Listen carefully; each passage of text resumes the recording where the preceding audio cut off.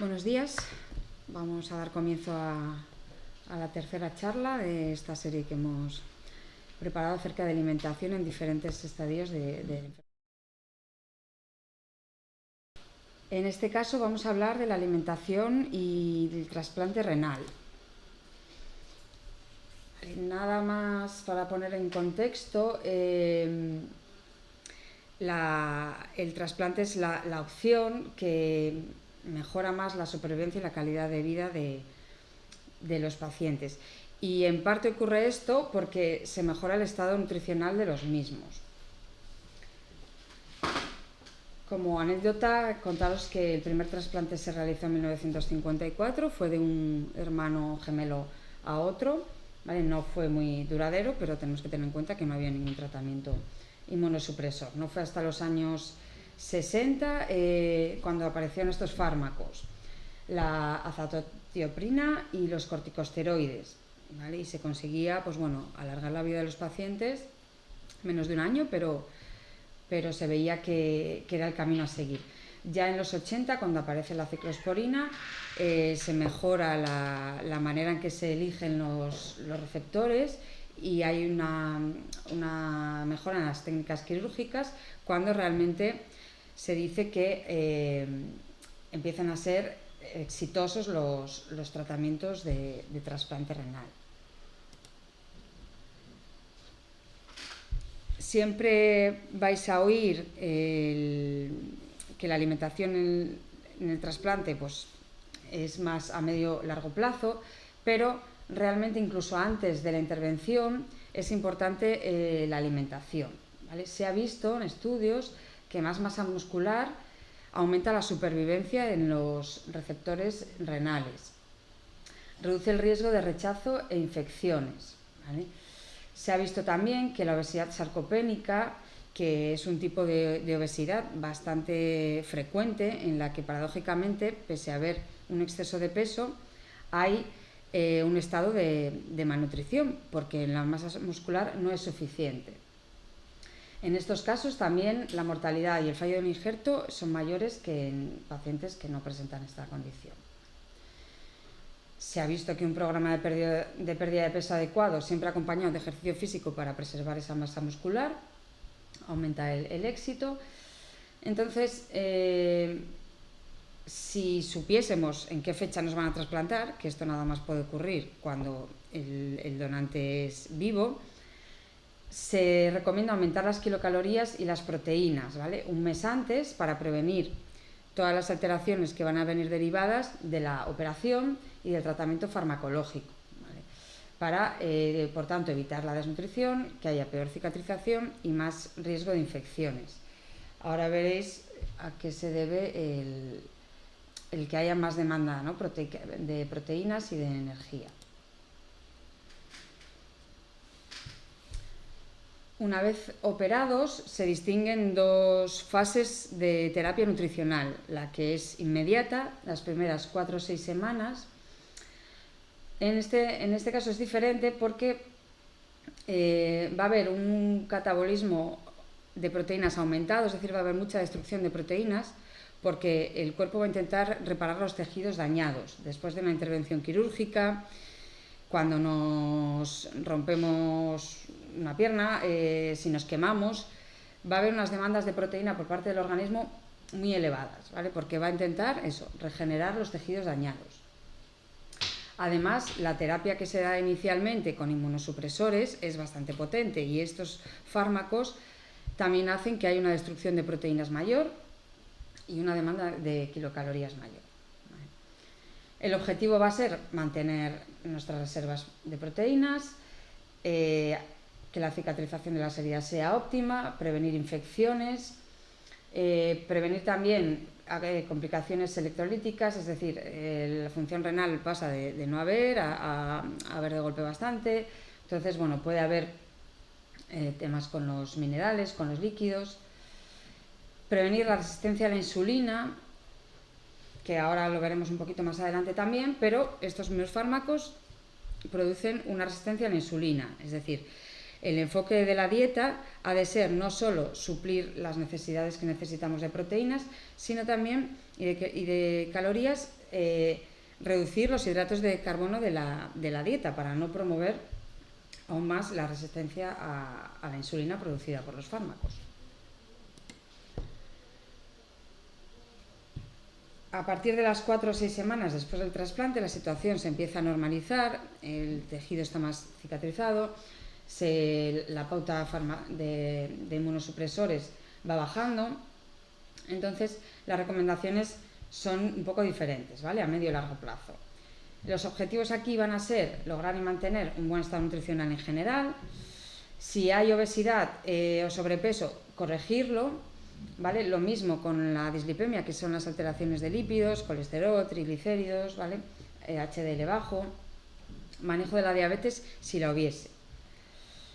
Va a haber que prestar atención a la enfermedad mineral ósea y a la gestión y prevención de deficiencias nutricionales. Un poquito más adelante también hablamos. Nada más para que veáis las diferencias entre la etapa temprana, se recomienda entre 1,2 o 2 gramos de proteína por kilo de peso, y la etapa tardía, a partir de las 4 o 6 semanas, ya se reduce a una cantidad de proteína estándar. 0,8, 1 gramo, más bien sería 1 o 1,2, ¿vale? Porque bueno, las recomendaciones creo que van un poquito más en esa dirección actualmente. Las calorías se reducen también de 30 a 35 a 20 a 25. El resto de macronutrientes se mantienen igual. Atención a la fibra, ¿vale? Tiene que ser suficiente. Potasio y sodio. Potasio puede ser que haya que individualizar por el uso de ciertos fármacos que también pueden hacer que se eleve al principio. Fósforo lo mismo, al contrario, puede haber fármacos que lo bajen. Y los líquidos van a venir determinados por si hay edema, si hay sobrecarga de volumen. Esto va a depender mucho del paciente y cómo esté yendo el trasplante. Algo que ocurre muy frecuentemente es que los pacientes después del trasplante ganan peso. Esto se debe a varios factores. Se mejora el bienestar, entonces uno come más. Se mejora la anemia, ocurre lo mismo. La dieta empieza a ser más abierta, hay menos restricciones, y el sedentarismo que muchas veces pacientes arrastran de diálisis persiste. Entonces digamos que no hay un cambio en la actividad física. Los corticosteroides pueden hacer que comamos más y que haya un aumento de los depósitos grasos. ¿Qué se ha visto con la obesidad? Pues que aumenta el riesgo de pérdida del injerto y aumenta la mortalidad. En muchos pacientes, estudiándolos, controlándoles el peso, se ha podido establecer que el peso que se tenía antes del trasplante suele ser el que acaban teniendo con el paso del tiempo. Por eso, bueno, conviene empezar a atajarlo cuanto antes posible. También se ha visto en estudios que los pacientes que recibían asesoramiento nutricional, ¿vale?, durante el primer año, durante los 6 meses concretamente primeros, llevaban un mejor control del peso que aquellos que les daban nada más 4 pautas y no les volvían a controlar. ¿Vale? Por eso sí es importante la alimentación aquí también. Los lípidos es otra de las cosas que se altera, ¿vale?, después del trasplante, debido a los inmunosupresores, puede haber disfunción renal o síndrome nefrótico, hiperinsulinismo con intolerancia a la glucosa, diabetes o resistencia a la insulina, obesidad y terapia con algunos antihipertensivos. Esto teniendo en cuenta que la enfermedad por oclusión arterial es la principal causa de mortalidad y comorbilidad en pacientes trasplantados, pues tiene bastante importancia. ¿Vale? Entonces, bueno, nada más las recomendaciones nutricionales: los hidratos de carbono preferiblemente integrales, de baja densidad energética y bajo índice glucémico, cantidad de fibra suficiente, una adecuada distribución de las grasas, y bueno, luego se explico un poquito más con ejemplos. La diabetes y la resistencia a la insulina, lo mismo, es más prevalente porque hay el tratamiento con los inmunosupresores, los corticosteroides y la ciclosporina pueden hacer que haya resistencia a la insulina. Hay más riesgo si existe obesidad antes del trasplante. Con los pacientes diabéticos que lo eran antes del trasplante, claro, si vienen de diálisis, la glucemia normalmente se controla bastante bien ahí porque bueno, la insulina no se elimina tanto por el riñón y uno puede tener la sensación de que se han curado de la diabetes y después del trasplante pues vuelve a aparecer. En estudios se ha visto que a los 3 años la mitad de los trasplantados de riñón muestra algún trastorno del metabolismo de la glucosa, ¿vale? Por eso sí es bastante importante el llevar la dieta adecuada y hacer una pauta de ejercicio físico también regular. Nada más lo que es la resistencia a la insulina, pues vemos las medias lunas, sería la hormona de la insulina y el receptor, ¿vale? Que está representado como una Y, vemos que no encaja, por tanto, como no puede entrar a la célula la glucosa, queda en el espacio extracelular y hay elevación de la glucosa en sangre, ¿vale?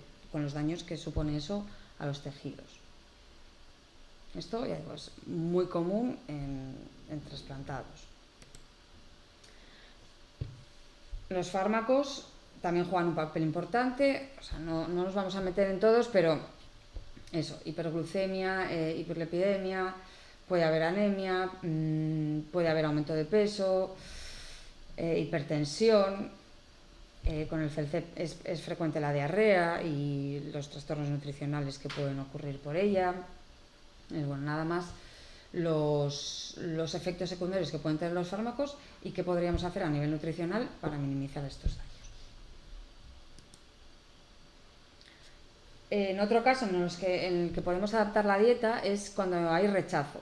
Cuando hay un rechazo agudo, aunque la urea y la creatinina se elevan, podríamos pensar que deberíamos restringir la proteína de la dieta.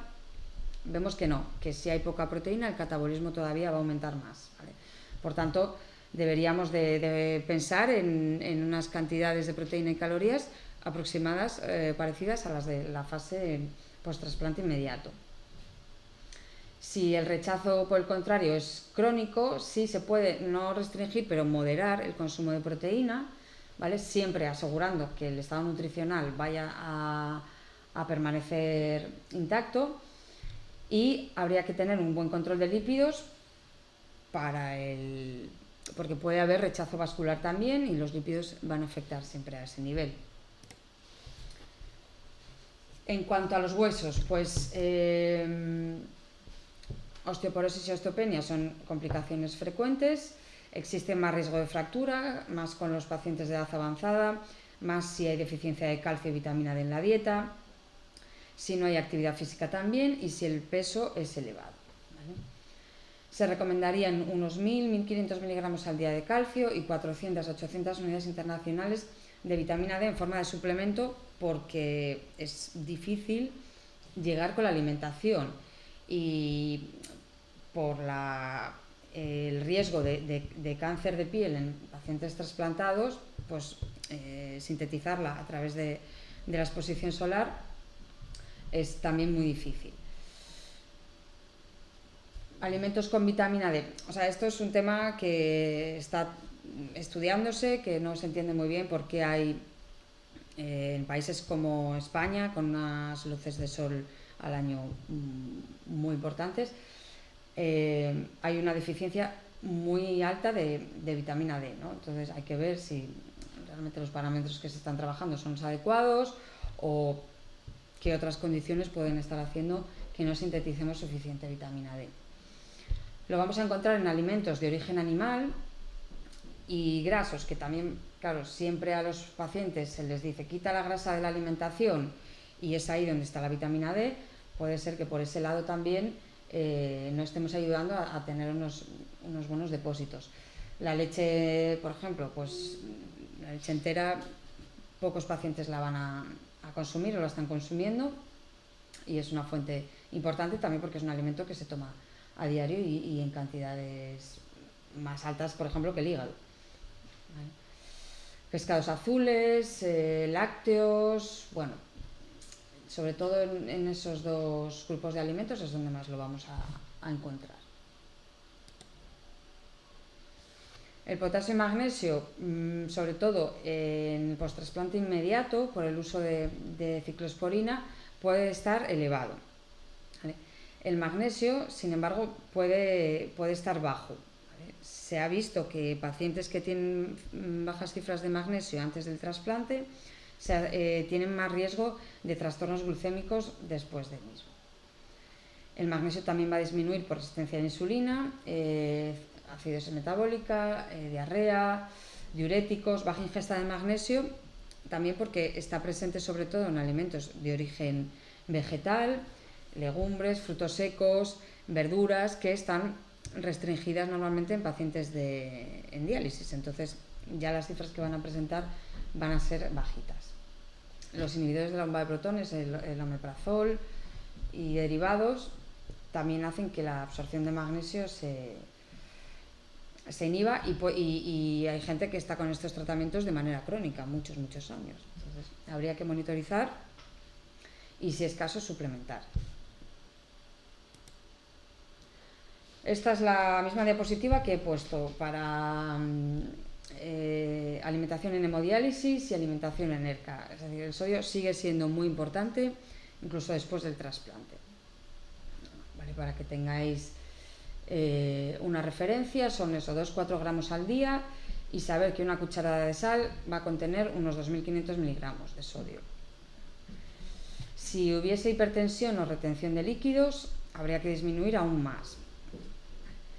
En la etiqueta de los alimentos podéis ver si un alimento es bajo o es más adecuado o menos. Si tiene un 20% del valor diario recomendado, sería un alimento de alto contenido en sodio. Y si tiene un 5 o menos, sería un alimento más adecuado para incluir en nuestra dieta. Y ser conscientes de que los alimentos procesados tienen una cantidad de sodio muy elevada que no vemos, que no añadimos nosotros, pero que está muy presente en la alimentación y supone casi el 75% de la sal que comemos, por lo menos en España, acorde a este estudio.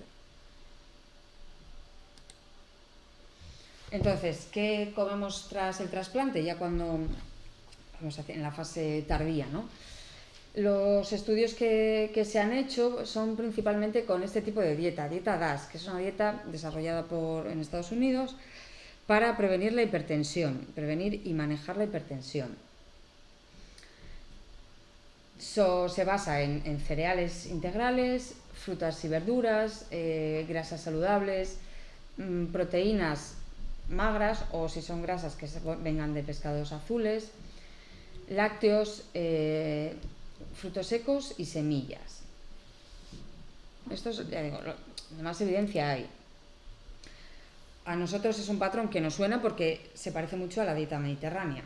Es nada más la dieta mediterránea, pues vamos a introducir legumbres porque en Estados Unidos no hay costumbre de consumirlas, entonces no aparecen en las tablas. Y los cereales integrales, que aquí no tenemos tampoco costumbre de introducirlos de manera habitual en la dieta. Dar preferencia a frutas y verduras frescas, legumbres, los cereales que os acabo de comentar, avena, arroz integral, pan integral, pasta integral, quinoa, otro tipo de cereales.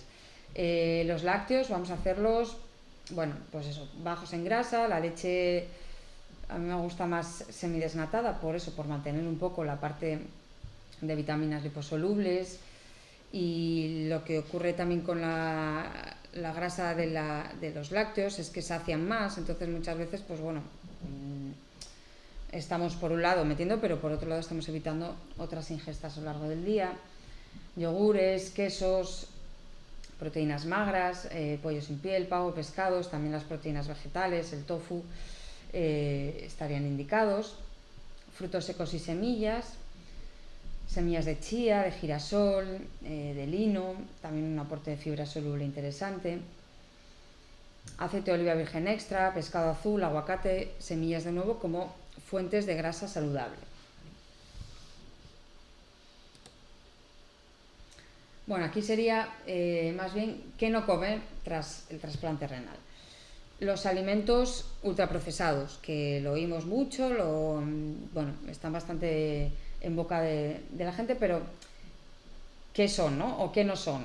Entonces, alimentos no procesados, pues vamos a ver que son todos los alimentos que no se han modificado prácticamente desde que se producen o se recogen hasta que lo consumimos. Frutas, verduras, pescado, huevos.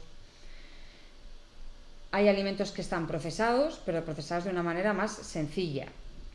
¿Vale? Pues eso, las legumbres que compramos si estamos en hemodiálisis, nada más están cocidas, se les añade un ácido cítrico, un conservante o un poco de sal, ¿vale? Quesos, conservas.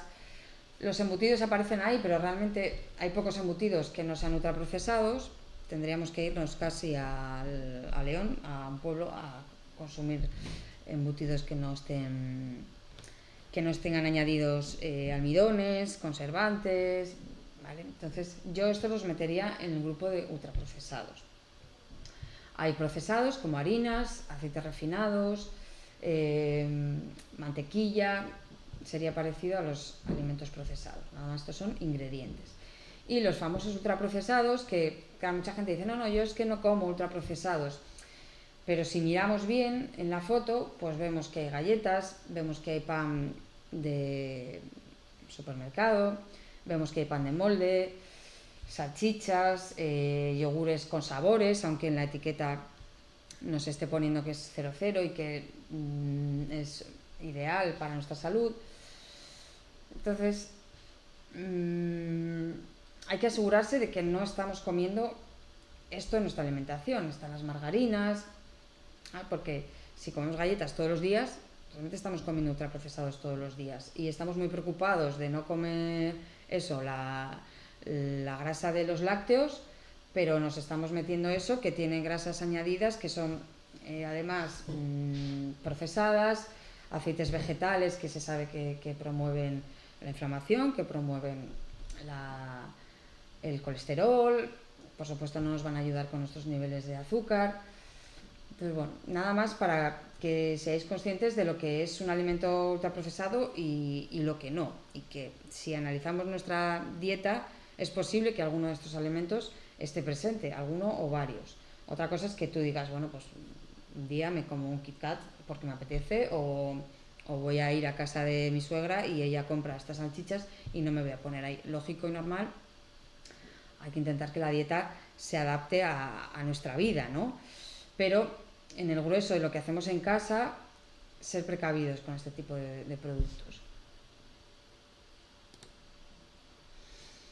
Otra cosa que tenemos que tener en cuenta, dada la importancia que tiene el tratamiento inmunosupresor en estos pacientes, hay que ser muy riguroso con los horarios y evitar cosas que pueden afectar a la absorción de los fármacos, ¿vale?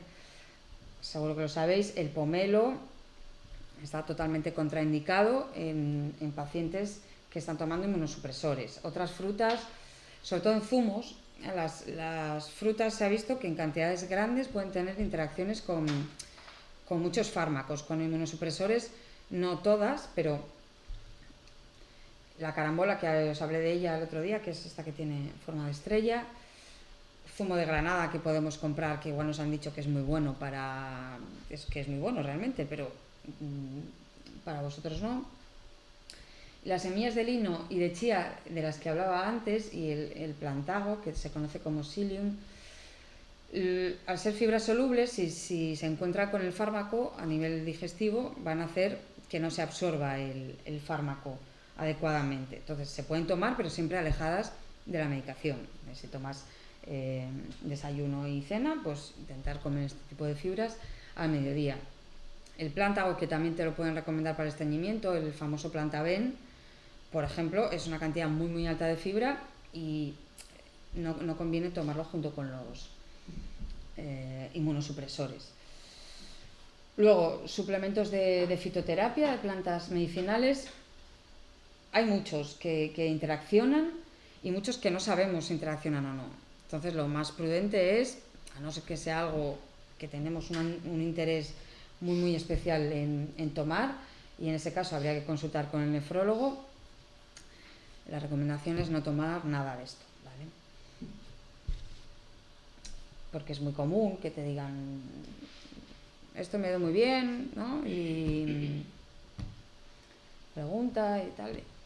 Entonces, mejor evitar por si acaso. También los pacientes trasplantados son muy conscientes de las precauciones que han de tener respecto a la contaminación alimentaria. Importantísimo lavarse las manos antes de manipular alimentos. Lavar bien las frutas y vegetales. Recomendable usar estos desinfectantes que venden especiales para ellas. Si la piel de las verduras es rugosa, se utiliza un cepillito, por ejemplo, pepino, ¿vale? Un melón, cualquier cosa. Los germinados son fuente muchas veces de contaminación, entonces evitarlos. Si el agua que vamos a consumir o que vamos a utilizar para cocinar o para lavar las verduras no estamos dudosos de si es apta o no, lo más prudente es hervirla, ¿vale? Al menos un minuto.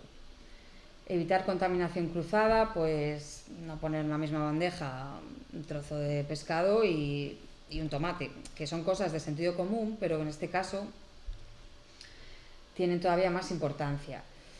Lo mismo, si descongelamos aparte, los jugos los eliminamos, utilizamos a ser posible diferentes tablas para los diferentes alimentos, le damos luego un poquito de lejía o los desinfectantes que utilicemos habitualmente. Evitamos los lácteos sin pasteurizar,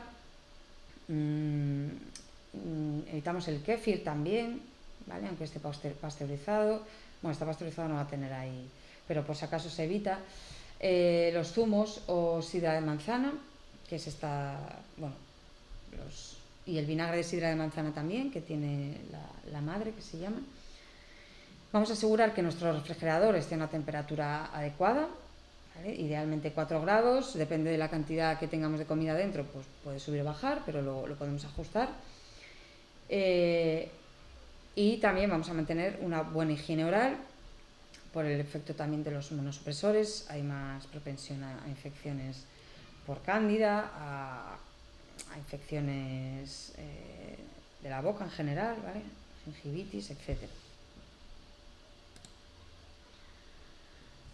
Los alimentos, cocinarlos siempre a sus adecuadas temperaturas, pues bueno, se recomienda en alguna guía meter un termómetro de estos de sonda y ver ahí, pero vamos, lo veis, en principio estas son las temperaturas que se recomiendan y el tiempo de cocinado, pero en general evitar preparaciones en las que los alimentos estén medio crudos, ¿no? Pues si comemos un bonito, que esté bien hecho, si comemos una carne, que esté bien hecha.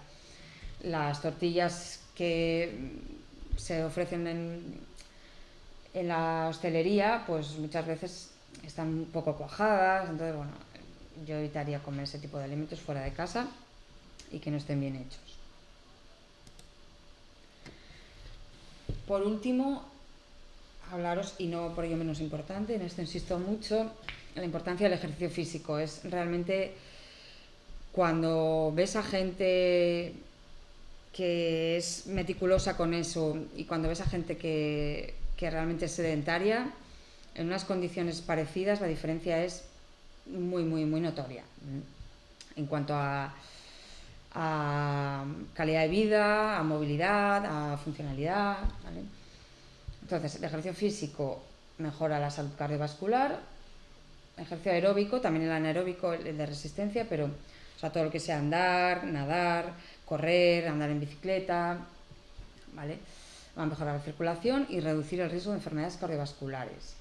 El ejercicio de fuerza, esto sí, de resistencia, pues que puede ser pesas, puede ser las bandas elásticas, puede ser pilates de máquinas, o para una persona que sea profana, vamos a decir, el pilates en suelo también le puede valer. Va a mejorar la capacidad funcional, va a mejorar, más que tomar kilos de calcio, el que haya una demanda por parte de ese hueso a fijarlo es más importante, ¿vale? O sea, que tiene que haber, el cuerpo tiene que pedir al calcio que se fije. Va a ayudar a mantener un peso saludable o a alcanzar un objetivo de pérdida de peso en caso de que lo estemos buscando. La función renal, bueno, hay estudios que dicen que puede mejorar algo, pero en general no consideramos que vaya a ser un factor que nos mejore la función renal después del trasplante, pero sí va a controlar los factores de riesgo asociados, como la presión arterial alta y la diabetes. ¿Vale? En general, mejora el estado de ánimo y mejora la calidad de vida. Es verdad que tiene que ser adaptado y que no todo el mundo pues tiene la facilidad para hacerlo, pero algo se puede siempre hacer y el beneficio es muy importante, ¿vale? Y yo no os digo más acerca de la dieta en trasplante. Como he dicho al principio, el seguimiento y la individualización es de nuevo muy importante. Entonces, esto es teoría y luego cada uno se trata de adaptarlo a su situación, ¿vale? Si tenéis cualquier duda, Sí, perdona, una Dime. de las cosas que has dicho antes era que la sidra no se puede tomar. La sidra, si no está, claro, muchas veces Si es industrial, esta sí. del corcho, Sí. pues normalmente no está pasteurizada. Entonces, O sea, la sidra que tienes que escanciar, vamos. eso. Ay, ¿no se puede tomar la sidra natural? Qué pena. A ver, normalmente, no sé si hay alguna que lo pasteurice, pero La sidra la sidra. El vinagre de manzana tampoco. el que es vinagre de sidra de manzana, que se llama vinagre turbio, es Sí, en sí. apariencia, Que tomo sí, casualmente, o sea claro. que- No, pero bueno, si no tienes problemas de No, ahora no, inmunosupresión, no pasa nada. Ya. Pero ya te digo, son todos productos sin pasteurizar, Sí, ¿vale? sí, Todos sí, los sí. fermentados, ahora la kombucha, esta que está Sí, muy de moda, bueno, pues o sea, es todo pues por precaución. Son las recomendaciones que se da a una embarazada, que no tiene por qué pasarle nada ni nada, pero Ya, sí, como sí. sabemos que si ocurriese algo va a ser más grave en estos pacientes, por eso se utiliza este principio de precaución. Y yo también tenía otra pregunta. ¿Se pueden tomar infusiones en general? Porque allí has puesto Las plantas. Que por ejemplo la hierba San Juan no, porque puede interaccionar con, Sí, el hipérico, con los sí. supresores. En general las infusiones sí. A ver, hay infusiones, pues eso, el astrágalo, la equinacia, todo eso son estimuladores del sistema inmunitario. Lo que pasa es que, claro, el principio activo que tú vas a tomar una infusión es poquito, comparado con las otras presentaciones farmacológicas que sí son más potentes. O sea, evitar esas que son que tienen esas propiedades, pero el resto, en principio, ya te digo, no tienen. Pero no es porque sean nefrotóxicos o así. Es por la interacción con. Vale, pues yo, mira, Sí. es que antes has comentado que el 50% de los Sí. los trasplantados que pueden luego tener problemas Con el azúcar. ¿Todos los trasplantados o solo los que eran diabéticos antes? Todos los trasplantados. Todos. Pero, bueno, no tiene que ser diabetes. Hay pasos previos o pasos intermedios que, llevando unos buenos hábitos, no tienen por qué desencadenar una diabetes, pero es que constantemente hay un tratamiento farmacológico que está produciendo resistencia a la insulina. Entonces, al final puede pasar. Sí. Puede pasar. Vale. Y otra cosa, porque he visto ahí que pone, y lo he visto en más sitios, que pone mucho la soja, el tofu, ¿no? Sí. Y yo cuando estaba en nefrología propiamente dicho, lo primero que me dijo la doctora fue que derivados de la soja no. Entonces, por eso me choca ver ahí el tofu. Pues lo que me dijo. Sí, pues. O sea, que las proteínas las controlara mucho. Sí. Pero que no tomara derivados de la soja. No sé si te lo diría por el potasio, si no, no se me ocurre otra Pero yo no razón. tengo el potasio alto. Ya. Pues no lo sé, habría que preguntarle porque Vamos, eso fue yo llegué a pensar, como hay esta soja que es transgénica, que No, vendría pero a curar. eso en principio no afecta, no. Pero es que me lo De hecho, recalcó. lo hablamos el día de ERCA, que hay estudios en los que se concluye que la soja es una buena alternativa eso, en enfermedad renal crónica avanzada, porque es un buen aporte de proteína y no produce residuo nitrogenado o... Vale, Ya entonces... es que yo esa charla como no pude Ya. ver, pues fue, y por eso me ha sorprendido. Mm. Y yo he tomado, en vez del tofu, el seitán, pero ahora con la historia del gluten, Ya, pues tampoco lo tomo. claro. Y Pues entonces, ya digo que no sé, no se me ocurre porque... Otra cosa es que, no sé, ¿tú tienes problemas de tiroides o tienes...? entonces no, ahora sí. Vale, De vale. paratiroides, ahora. No, bueno, pues Pero- que la soja con la medicación del tiroides también interfiere, pero No, vaya, pero no, que... no tomo medicación. Ujú, Ahora es porque... ujú. Pero esto te estoy hablando hace mucho, ¿eh? Ya, ya, ya. Llevo como 6 años en ERCA y ha sido antes, o sea que... Bueno, pues... Bueno, pues ya, nada, si es que es por eso, por saber. si le vuelves si la vuelves a ver, se lo puedes preguntar, pero... Se lo preguntaré a la que tengo ahora, María, a ver Vale. qué me dice. Pero, eso. Mm. Y por mi parte ya no... A ver, tenemos que tener en cuenta, aquí no es tan común, pero hay mucha gente vegetariana en el mundo occidental, sobre todo por elección. Entonces, hay estudios y hay información. Entonces, no es común entre nosotros, pero existe y para mucha gente la soja, por no hablar del tema cultural en Asia. La soja es fuente de... es la base de la dieta, entonces, y los estudios que hay en general son todos buenos. Bueno, aquí ha habido cierta demonización, que si te conviertes en mujer, si eres hombre o cosas de esas, pero no está demostrado. Sí, sí, pues